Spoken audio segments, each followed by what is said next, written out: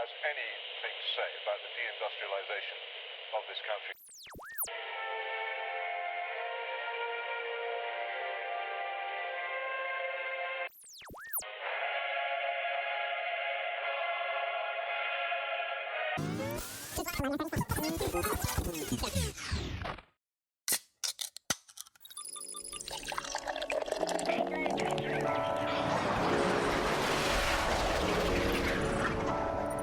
Georgian townhouses on the moon, the highest GDP per capita in the Milky Way. Small modular reactors under every village green. This is Anglo-futurism.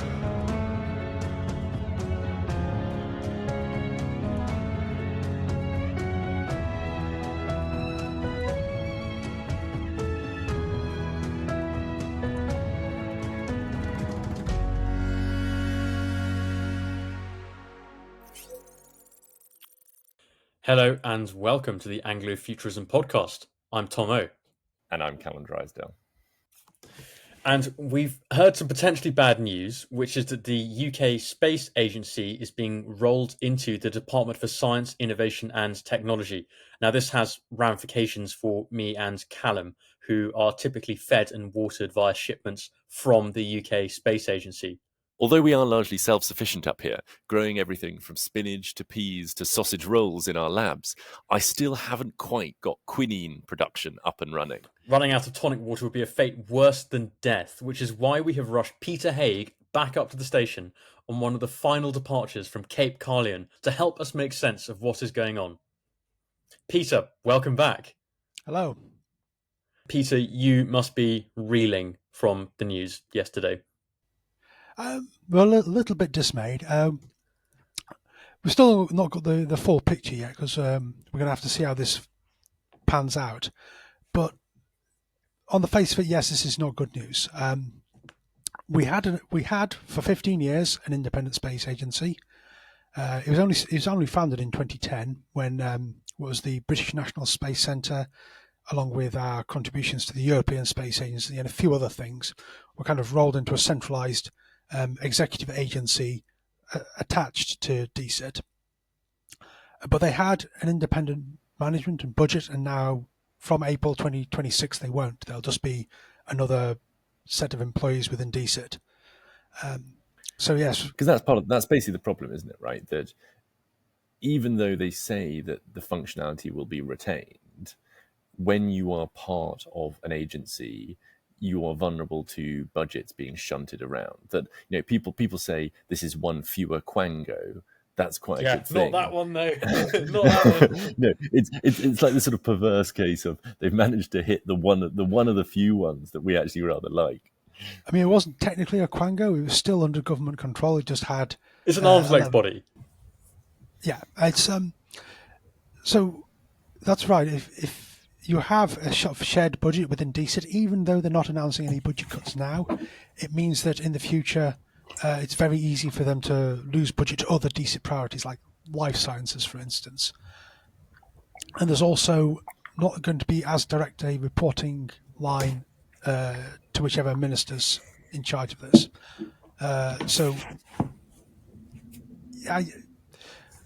We've definitely lost an agency. They're trying to gloss over this, but we have lost a space agency, and what they are saying is that they're going to keep the brand.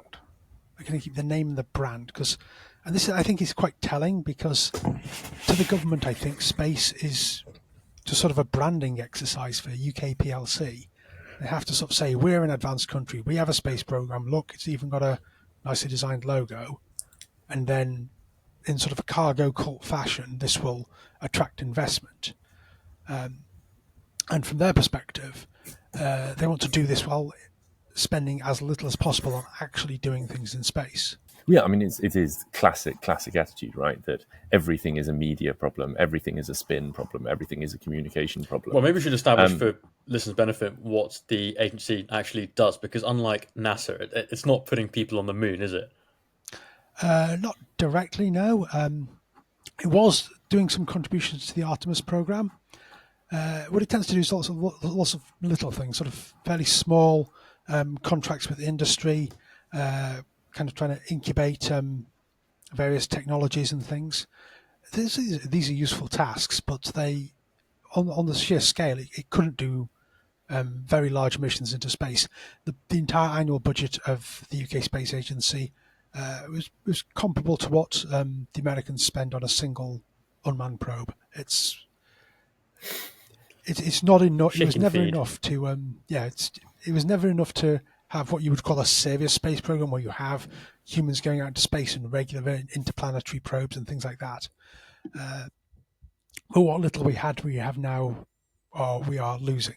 Which potentially raises the question, and I know you said that the government wants to keep these kind of things for branding. I mean, we love a visual here on the King Charles III space station. We love, the idea of Britain still being a powerful and able nation.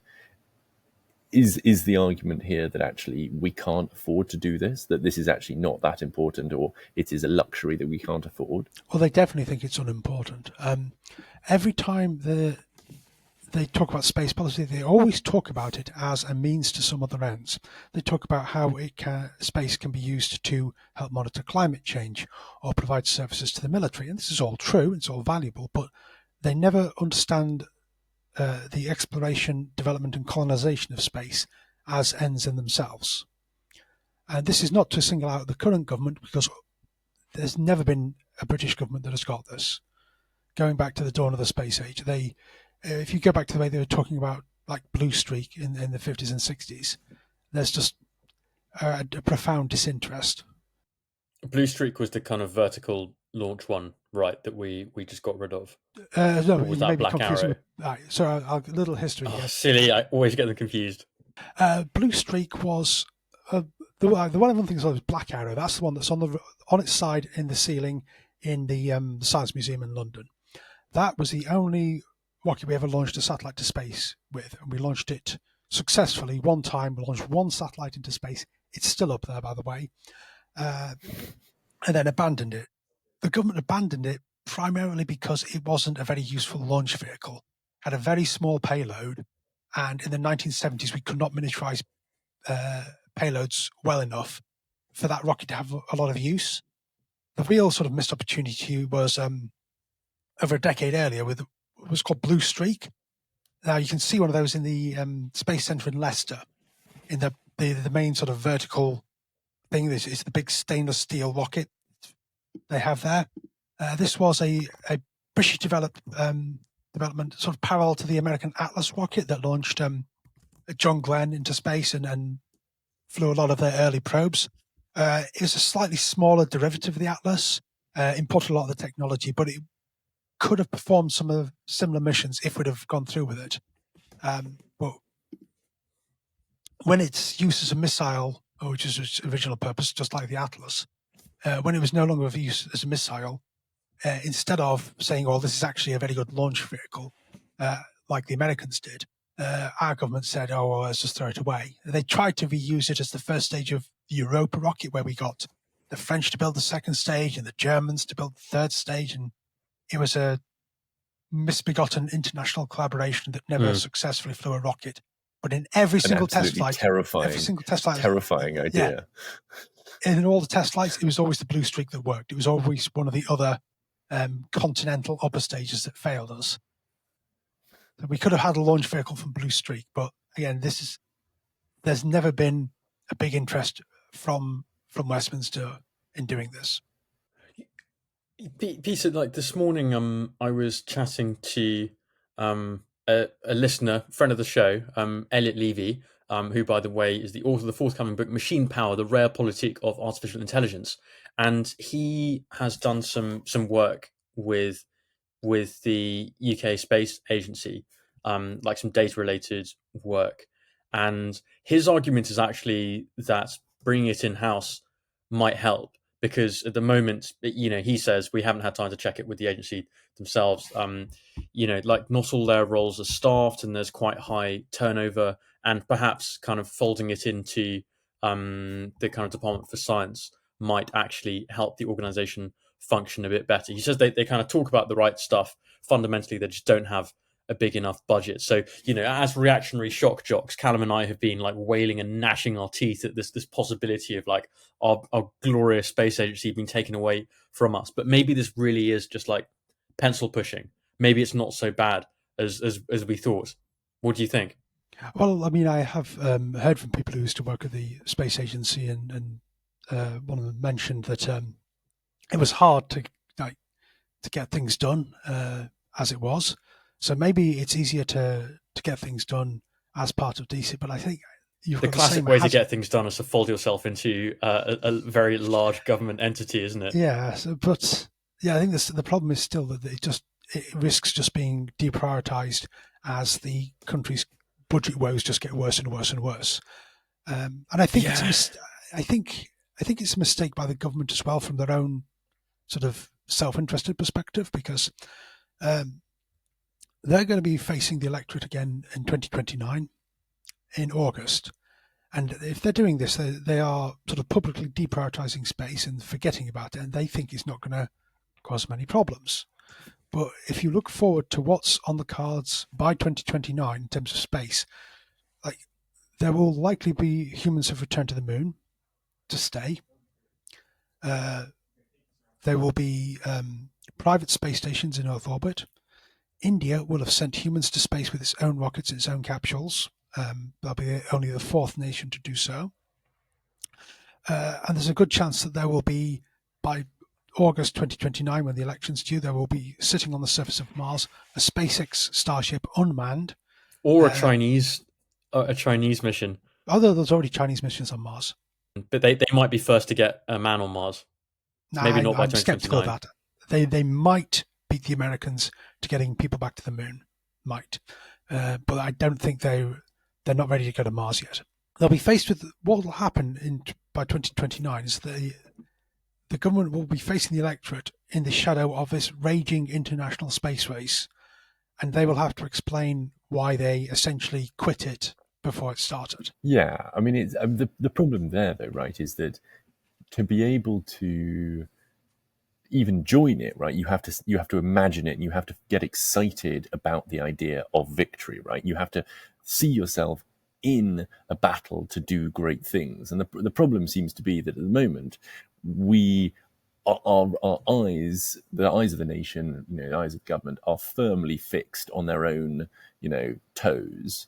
And it's like, how can we grub a little bit more out of the dirt? Well, they're busy shoveling furniture into the fire to, warm up those rich pensioners. Well, quite. Because I think even if there was a mission that had that been funded by a previous government, do we think that the current Labour Party would be able to sort of like celebrate it and get excited by it? Like, in the same way that, say, when the Falklands were invaded, and there was mass energy and sort of people saying, we must do this. If we don't, Prime Minister, if we don't do this, we will never be the same nation ever again.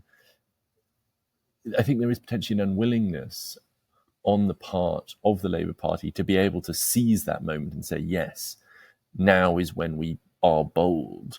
That there's like an allergic reaction to that kind of thinking and like behaving. Yes, I mean, I find it hard to envision Keir Starmer getting excited in general. Like I said, they're just sort of like surviving day to day. They're just focused on the near-term issues. But I think a lot of the country is in general. It's not just the government. They're reflecting the attitudes of the nation more broadly. And sort of grasping the challenge of space is potentially one way to get out of this, to sort of discover a purpose as a civilization. Because I mean, you would say that this is valuable. Like, I suppose in the same way that the American neocons said that like maintaining a military presence abroad and like remaining a martial nation was like important for the moral character of the nation. That for us, like, space could hold that place, could be the sort of valve or the source maybe of like valor in the country. I think that's there's definitely some truth to that. I mean, I wouldn't say the neocons were wrong about quite a lot of things, especially nation building. But in terms of military strength, if they'd not been listened to in the early 2000s, then can you imagine what the relative position of the US with China would be now?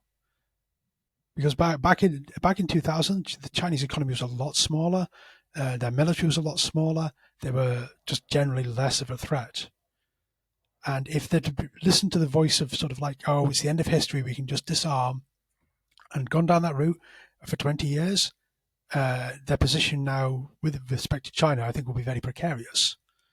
So yeah, I mean, it's an interesting thing to imagine, like what the impact, like with America, right? The impact of having coffins flying back consistently from Afghanistan, Iraq, like the impact that that has on a nation, and similarly, what Britain would look like if we were regularly, month after month, year after year, receiving new space station launched, and now there are hotels in space, or there are now businesses that are now opening up and sending their workers to space, or there is now a British Mars base. Like, what does that similarly do to a nation and its like spirit? yeah, I think it would be a good way to focus our energies.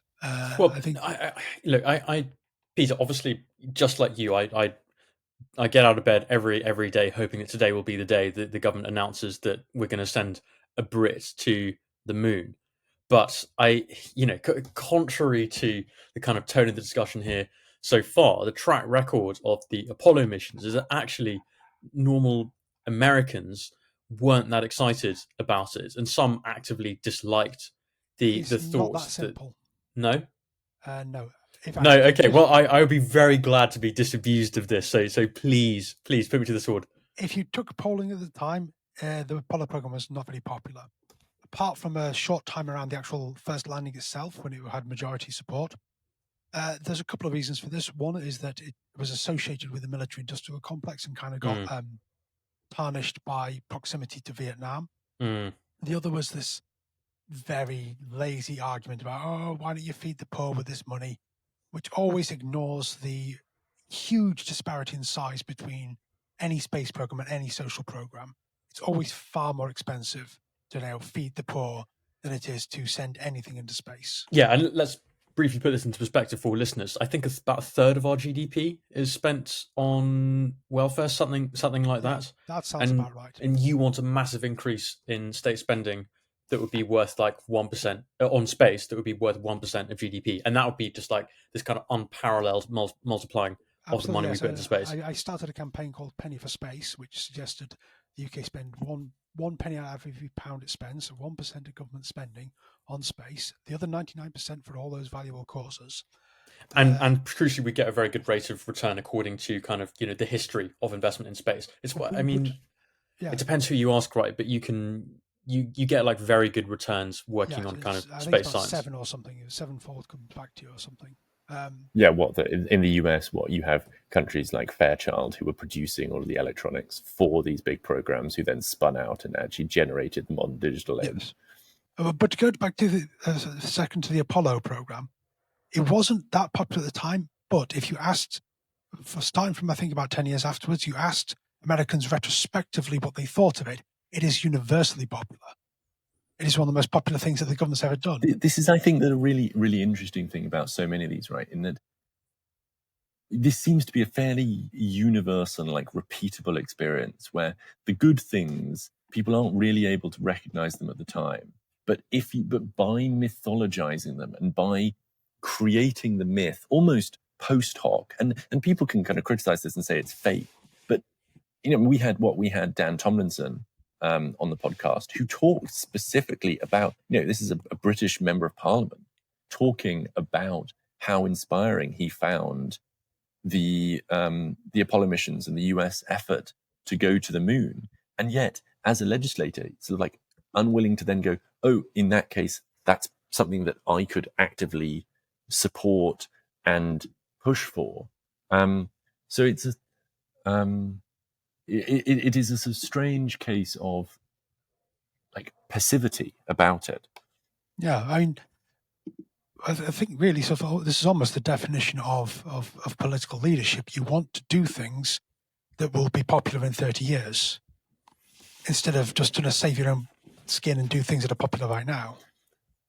There is a funny part of this, though. I mean, to slightly go back on what I just said, in that we often like criticize here the things that we think elites, like the elite concerns, right? The things that elites say, oh, we should do this because, you know, a small group of people in my social circle think that this is an important thing. And like how, and we hit this problem as well when we say actually this is one of the arm's length bodies that we do like how do we meaningfully segregate out these and have like some form of rigorous ability to say, no, this is an elite concern that I do care about, and this is an elite concern that I don't care about and is like stupid? Well, I think it's only an elite concern for the moment. I think the reason it's a valid concern, even if it's only a small number of us raising the concern, is because if we look forward decades or even to the 22nd century, then you're going to find that people will look back and either be glad that we did it or be annoyed that we didn't do it. So we're going to it is only an elite concern in that not everyone has realized that it's something they will be concerned about when they're older, or that their children will be concerned about. And the job is to convince people that this is the case, that it's like that old poster, many times parodied poster of "What did you do during the war, Daddy?" What did you do during the 21st century space race, Daddy? Exactly. Yeah, I mean, I suppose potentially what you just say is that do elites have the ability to like foresee things coming down the line? I mean, but potentially, right? It is that hubris and that like willingness to say, I know this better than others, that is so dangerous. I mean, you know, now with people now potentially talking about the AI bubble bursting, like how do you say that that you are right about space, and like the people that said that God was going to be born in like the next 12 months were potentially not? Well, it's my job to convince people. I mean, this is how you can't do this. It's just an elite. You basically say we're going to get our way and screw you because we know we're right. You have to build a consensus. You have to sort of you for a while you will be this lonely voice in the wilderness, but certainly for any sustainable investment in something like space, you've got to get some level of consensus and convince the public that your projection of where the world is going is correct, and that we need to take action now. I don't think it's so left field. Like, did I don't know if either of you watched well, guys, did either of you watch Trump's inauguration speech? I did. Right, and so he got to this bit where he was talking about putting Americans on Mars, and I found this, you know, Trump is who he is, right? But I found this pretty electrifying. Like I think that actually it's not so deeply buried within the human psyche as we think. This desire to be a country that together does great things. Maybe that's more of an American reflex than a British one at the moment. But I think the presence of that ambition, that vocalized ambition in the speech, kind of at a time when he's kind of pitching himself to the nation, kind of suggests that it's not as crazy or alien to the psychology of the kind of average member of the public as is the idea of as Cannon puts it, like creating God. I mean, I think potentially Peter is like right about it here, that you have to sell it, and also you kind of create it post hoc, right? That maybe you do have to be the lonely man in, you know, shouting about it, but if you can get your wins and you can achieve like incremental progress, so that then each time you're able to then like sell what has already happened in the past as a brilliant and exciting thing, you then sort of snowball up to to glory. But maybe this depends on just being the first, right? The space race was about being first to get in orbit and to get on the moon, and so the national glory is much more it parceled out much more meanly for those countries that aren't first. And I mean, we are Anglo-futurists, but I don't think we think there's much prospect of Britain being first to Mars, and we certainly don't think there's much prospect of Britain being first to the moon because it's already been done. So I wonder whether there's kind of slim pickings at this point. It was not necessarily about first. I mean, this is how it was framed at the time, but there was, it was more about demonstrating general technological prowess. I mean, the first were useful headlines. There's one sort of hypothesis that the main political motivator was that during the 60s, you had a lot of nations decolonizing, and they were sort of breaking away from France and Britain, and they were looking like what to pick a system, basically. And the Americans had to make sure that their system was like shown to be decisively better than the Soviet system, so that all these like newly independent African countries didn't go Marxist. So yeah, the firsts kind of help, but I don't think they're necessarily like they're a critical thing to it. Well, it also depends on which first you point at, right? Because as is so often repeated by the like cynics, Russia or the Soviet Union was first with a man in space, an animal in space, first satellite. That part of it is can you market yourself well, and as now people thinking that the US was like the most important contributor to victory in like the Second World War and even the First World War, that a lot of that is storytelling and like idea building as well, right? Yeah, I mean,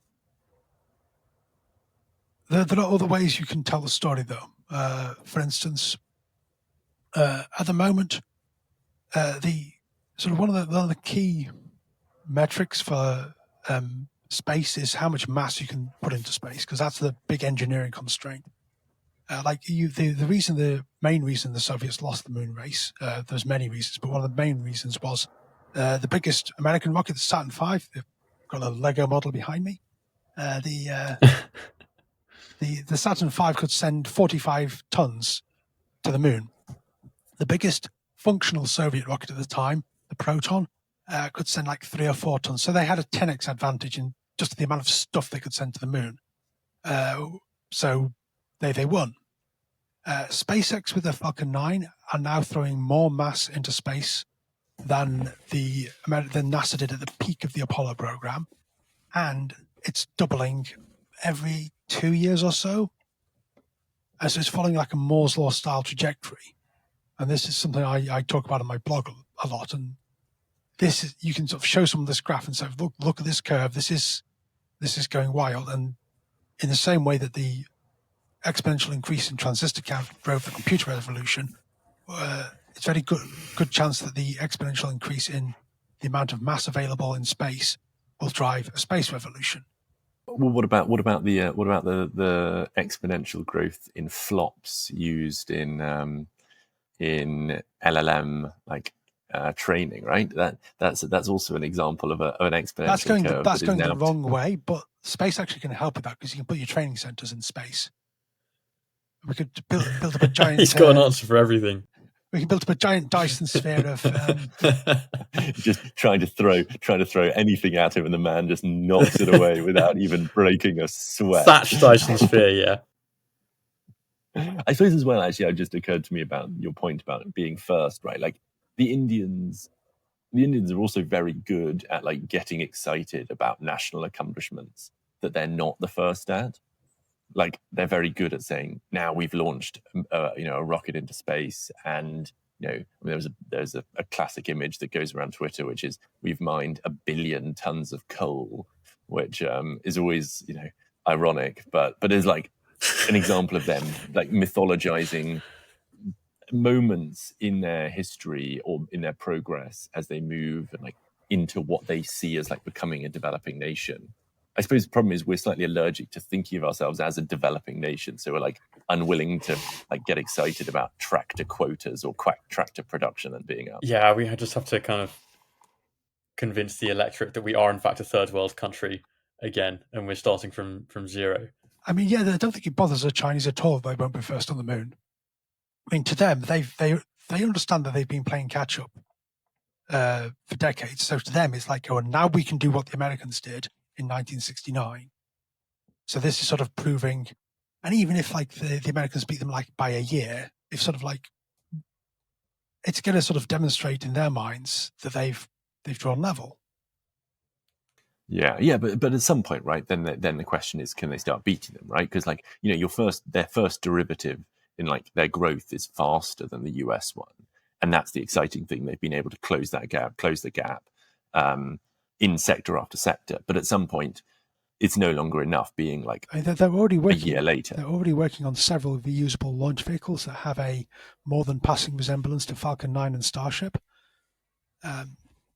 So they get second mover advantage. They don't seem to have any sort of embarrassment about this, and it's legitimate. What the suggestion here being that they actually won't be able to bypass the Americans because they won't be able to copy them. Well, I mean, they don't just copy, but I mean, there's an argument that it's just asymptotes at the level of the American rocket, I fear. Yeah, but if they can, gets to the point where the Americans release a rocket and they're able to produce it like the next day. If the Chinese can get to comparable rocket technology to the US, their political system probably lets them direct resources into the space program more quickly and at larger scale because I mean they're not answerable to an electorate. No, lessons for us all. Yeah, potentially they could surpass America that way. I suppose as well, it's like it's cheaper, right? They don't have to put all of the money into pushing the frontier. It's like something that people say about our nuclear power plants is that we're really stupid and that we insist, or our trains, two of our favorite topics. Like it bring Where any have our conversation. Female listeners gone? It's crazy. but that we like insist on having novel designs and a lot of these things, which means we have to spend a whole lot of money when actually there are like off the shelf designs that we could just take and implement and it would actually be cheaper. So again, the Chinese, by doing the second mover, are actually able to achieve more and like have a more sustainable program because they can just like, I mean, not necessarily they're doing it follow deliberately. I think they are starting from a lower technological base and have to do it. But the point is valid that, for instance, on the subject of launch, I spoke to you before about a UK spaceport. I'm not sure there's much benefit into sort of putting some like big government program to develop a new launch vehicle. If we need launch capability in the UK, in the British Isles itself, we shouldn't feel any shame in importing it. Just try and build a launch pad for a Starship or a New Glenn, and try and get those companies to come here and launch their rockets here, preferably Elliot British Levy, workers. a friend of the show I mentioned earlier, says we should be using the Chagos Islands and launching from there because they're close to the equator. So RIP, I suppose. And we've still got Ascension. We've still got Ascension. Ascension is the perfectly named island for It's this very kind remote, of carry-on. it's pretty small. It's I'm still of the opinion we need to launch from the British Isles into polar sun synchronous orbit, into what's called the dusk dawn orbit. So it's face onto the sun at all times and stays that way. So we can have a space station on which the sun never sets. Well, we're potentially going to have coming on the podcast people who are beaming solar power down to Earth. So actually, that might be well suited. I mean, I've heard about this project.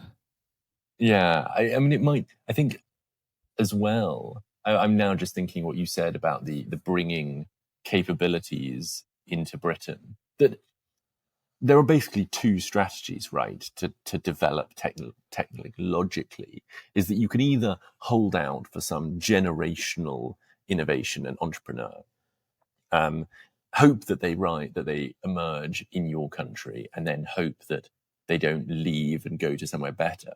Or I think as people have started talking about is you have to, Britain is going to have to rebuild the infrastructure of technological progress from like a lower base. So in the same way that the Chinese started with low value manufacturing, imported it, got really good at doing like plastic extrusion or fabric production, all these like really basic things. So they had a more educated workforce who was then able to slowly but surely move up the value chain. And you get companies like Foxconn who are now not just a manufacturer but actually are quite good at designing electronics themselves. That you need to work through the whole chain. And what we seem to be doing in Britain repeatedly is thinking we can do that like end stage IP development, ideas stuff without having any of the lower down, like more fundamental technologies. Yeah, I think sort of if we were to try and become a leading space nation, it would require a fair bit of time to climb the value chain. As it were. We do have a lot of stuff, a decent base to start from, though. I mean, we have a fairly mature small satellite industry that captures a disproportionate share of the world market compared to our overall economy. We have some institutions of which are very good at space, things like Space Park Leicester. We have the ingredients to get started, but it's all about there's a lack of political will, which has come back to sort of the state of the UK Space Agency. It's even sort of what it means for the day-to-day operations is probably less important than the fact it signals the government don't really care. What should the government be doing? And let's imagine that you haven't swept power on, or you haven't become some authoritarian leader with untrammeled power. Like, in fact, you're running the Labour Party as it is now, with people clamoring for you to increase welfare spending and that kind of thing, and like you're constantly getting roasted by the press. Like, in those straitened circumstances, what realistically can a space agency actually aspire to achieve? Well, it's difficult. You need to sort of. I mean, the case I would make to the public is that most people in this country who work pay some percent of their income to a pension. You pay a couple of percent, and that goes into your pension when you're old. I would say that even in these very difficult times, when like every sort of department is screaming for money and the taxpayers overburdened, even in these times, I think we need to make some plan for the future. And so this, my sort of campaign for the penny for space for 1%, that's probably less than we put aside for the future in our own personal finances. And I think it's a reasonable level to put aside to ensure the future of our civilization in the 22nd century, because that is literally the stakes. I mean, but over the next few decades, we're going to see the US and China move out into space. And if we don't do anything now, we're going to get left behind. And we need to plan these things early. Do you know what year the first components for the Saturn V, or the first investment in the Saturn V, was made by the US government? Or I don't know, 64? 55. 2 years before Sputnik, there was a US Air Force contract to build a much larger generation of rocket engines, one of which would become the F1 on the first stage of the Saturn V. And this, I mean, the Saturn rockets were actually designed at the Army Ballistic Missile Center, so they were sort of a long way off in the Army. They would become a couple of years later, but they would use these engines that the US government was paying for the development of 2 years before Sputnik, because there was sort of an understanding that this was a technology they needed to master, that there was going to be a demand for high performance engines, so they spent the money, and this would let them win the moon race 14 years later. I like the idea that Peter, that you phrase this in terms of a pension, because if there's one thing in Britain that we like doing is boosting pensions. So potentially, actually, what we need to do is we need to make out that this is a civilizational pension. Like the country is paying into its pension to ensure that in, I don't know what the equivalent in country years is. What's the dog year to country year to human year conversion rate? But in the future, that you like basically are able to maintain a living standard that is like on par with, or like what you would want to maintain, and you have to have this like insurance policy in place that it could, put money behind and invest in these technologies that are necessary for the future and then can protect us and, like as you say, make sure that we don't get left behind. But yeah, you might have to dress it up as like the quadruple lock, but for space. I may sort of bundle it with other concerns, because I think along with space, I think that AI and biotechnology probably are the big ones that are going to determine where we are by 2100. This is a big concern of mine, is that we have very short time horizons in this country. I've tended to notice these short time horizons line up fairly well with actuarial tables of when boomers are going to disappear. But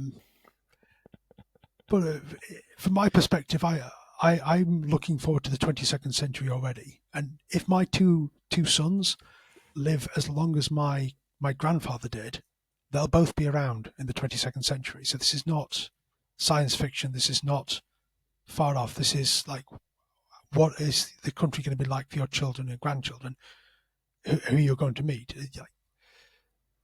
Well, there's so much for us to worry about. Tom, you'll to worry about your grandchildren, you're going to have to find a wife first. So actually, no. Canon, this is a very, very thoughtful way of advertising my bachelorhood. Thank you. If we do have any female listeners, just drop an email. So actually, you're not going to have to worry. Tom Canon's had a girlfriend for about 2 weeks, so he's feeling like incredibly smug.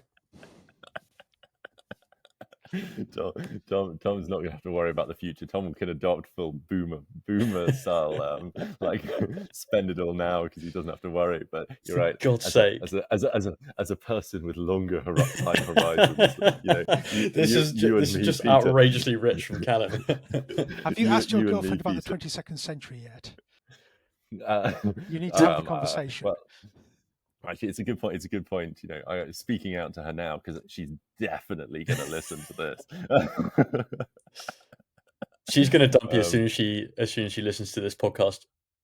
Yeah, that's probably true. It's probably true, actually. So, but I'll cross my fingers anyway. And for the moment, as a non-single man, I can be with Peter here on the long-term horizon. For God's sake, I feel like Theresa May when Andrea led some. I think this is unfair to, like, people without children can still have civilizational timescales.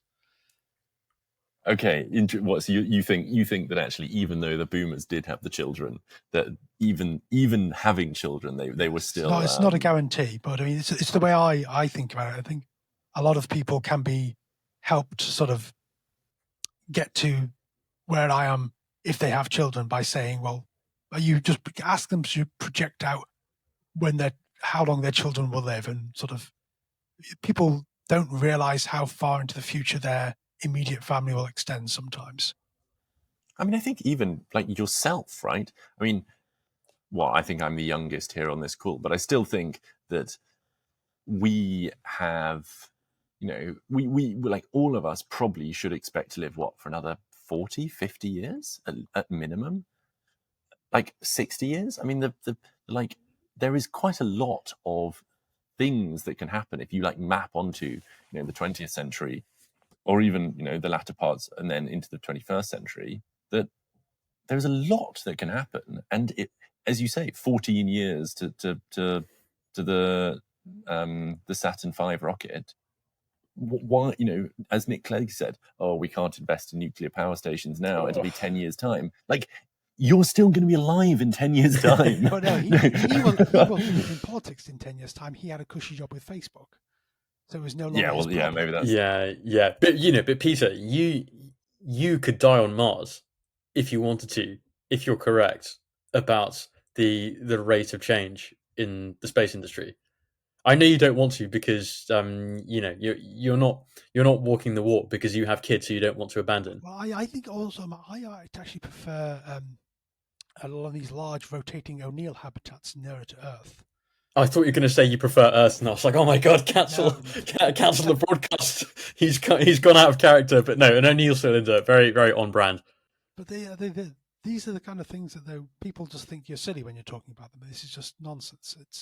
It's hard to connect to real life, and this is part of the job I'm trying to do, is to, like, this is real. They're like the starships they're launching in Texas. They're real.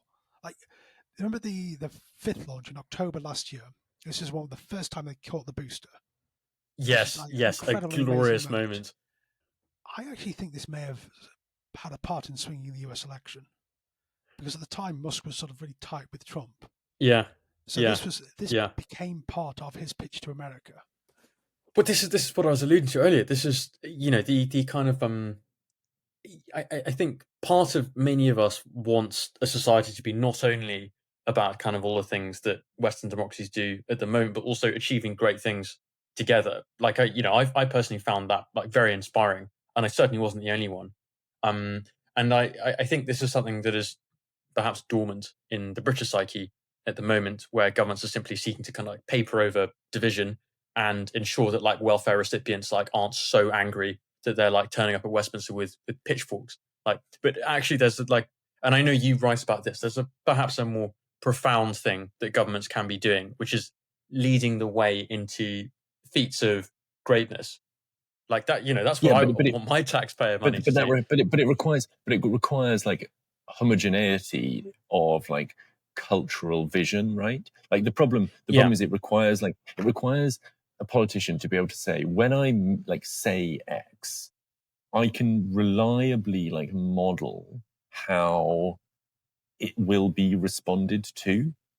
And I think that's potentially part of the problem. You know, I mean, the US is a very good example where you have like these two very separate information ecosystems where you say one thing and, you know, on one side people say, oh, hooray. And on the other side, people say, oh, this is the worst thing that's ever happened. Like, it's very difficult to generate that kind of myth building that we were talking about when you've got these like two, and they don't even need to be antagonistic, but often they are antagonistic information spheres or cultural I think we can spheres. actually go further than say it's just a kind of, you know, oppositional duality. Like in fact, if you are fully subscribed to woke ideas, then you actually don't want the West to achieve great things. And it probably sounds like I'm being unfair, but I can guarantee that like very few people who are kind of highly woke would relish the idea of like America putting someone on Mars. Like that, They're actively against it. They're trying to stop it. Yeah. They're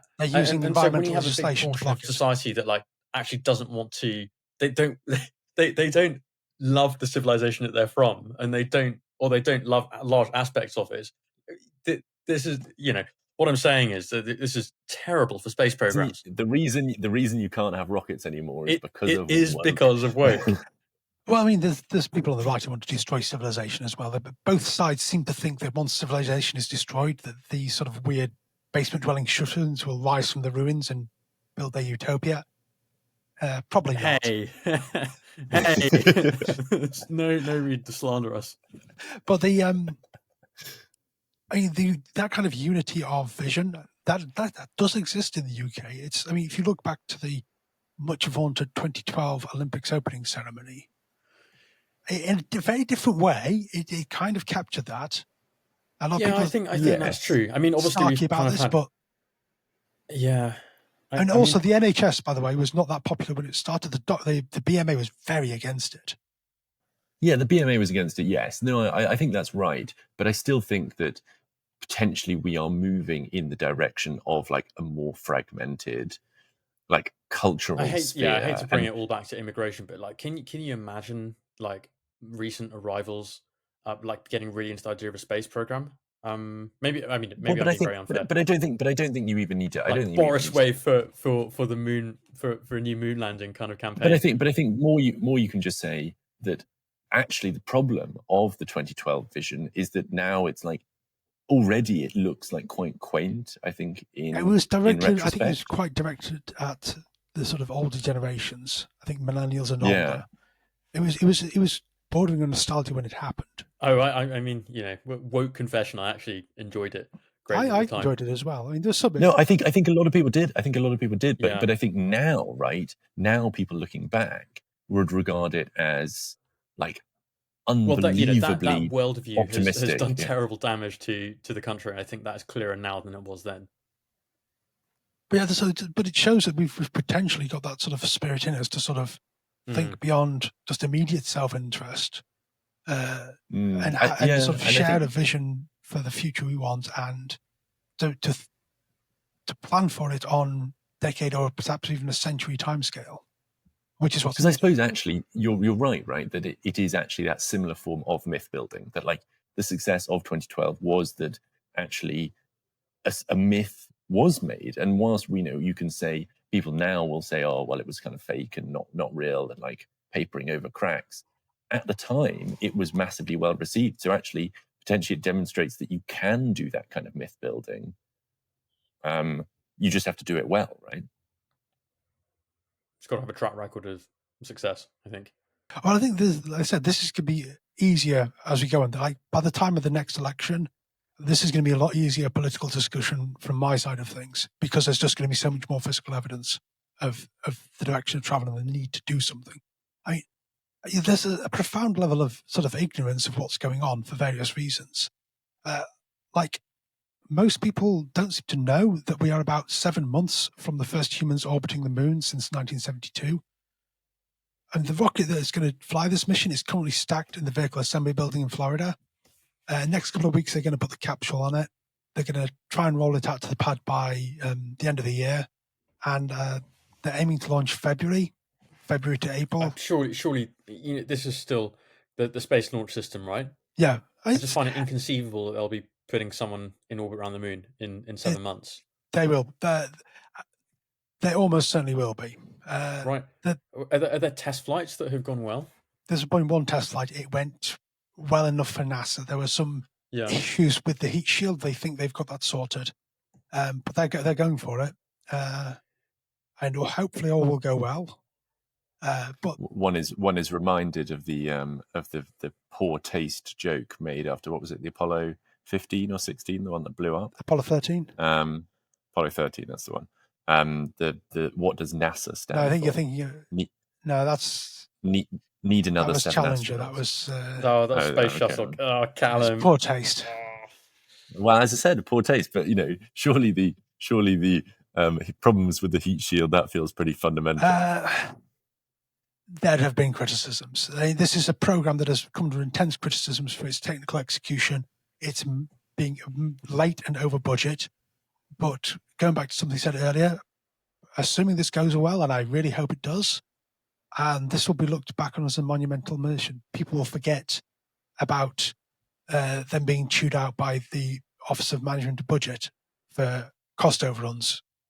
This is going to be the first woman to orbit the moon. This will be the first non-white man to orbit the moon. And they will presumably come back to Earth. They will go on tours, and you'll be able to take your kids. And if your daughter's Express, it's not woke. I mean, it's like if you want your daughter to get into STEM, you could take her to a lecture by the first woman to orbit the moon.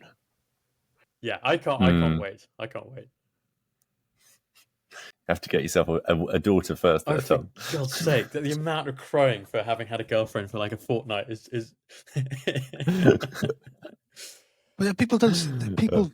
I think people are going to take notice of this when it happens, because they've not been prepared for it. In part because the Trump administration is trying to cancel the program, basically because of the cost overruns.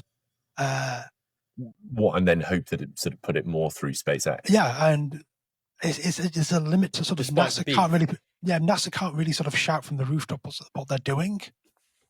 So it's kind of a strange place right now. So people basically need to know that there's a revolution going on at the moment in order to react to it. And we're going to start seeing the fruits of that revolution in the next few years. So I think the conversation is going to get easier in that respect, and we can build up that idea. Yeah, but revolutions are always easier to spot in retrospect, right? Like it's always very hard to tell when your like second derivative has really, really gone positive. Famously, it will not be televised. Yeah. Well, I mean, this one will be, right? The problem is there'll be about 10,000 turbo nerds watching, and like the rest of the country will just be like, oh. Well, that was the SpaceX chopsticks catch. That was like precisely the opinion when 10,000 of us were just like in raptures, and the rest of the world was like, Yeah. I was barely even aware of that. Really, I watch. So I follow like the space news obsessively for, as you might understand, but I notice when things penetrate to the mainstream news. I don't know, like Peter, did you? I don't know. Well, your mum is probably very well aware of kind of what was going on. But Callum, was your mum aware of the chopsticks thing? I think if it was on the front page of the Times, I think it was on the probably. It was mentioned on Have I Got News for You?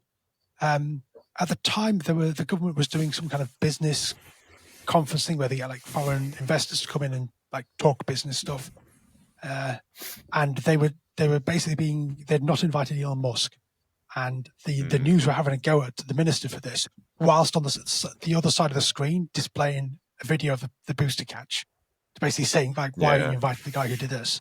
So that kind of cut through to the extent that it was a political problem for a minister in this country. Now the problem with it is that at the moment this year SpaceX have had a run of bad luck. They've had 3 failed or partially failed Starship flights. So they've not been generating the positive headlines, and when something goes wrong with them, they generate a negative headline.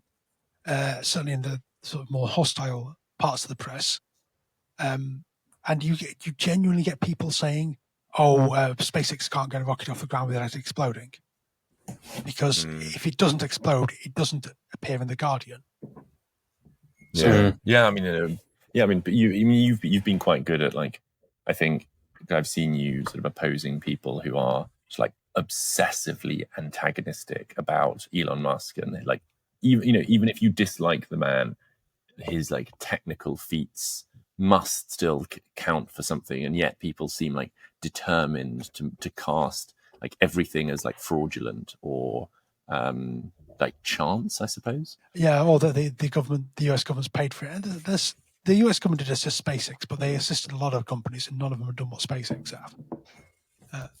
I mean, like, you just have to sort of start getting there's some basic facts out there. Like last year, the Falcon rockets, between the Falcon 9 and Falcon Heavy, launched 134 payloads into space. That is the same number of payloads that the shuttle launched into space over 30 years.